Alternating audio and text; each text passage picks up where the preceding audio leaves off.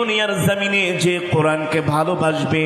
এই দুনিয়ার জমিনে যে কোরআনকে সম্মান করবে, শুধু কোরআনকে সম্মান নয়, যারা হামিলে কোরআন, হাফেজে কোরআনদেরকে যারা ভালোবাসবে, আলেমদেরকে যারা ভালোবাসবে, ওলামায়ে কেরামদেরকে যারা ভালোবাসবে, যারা কোরআনের কথা বলে,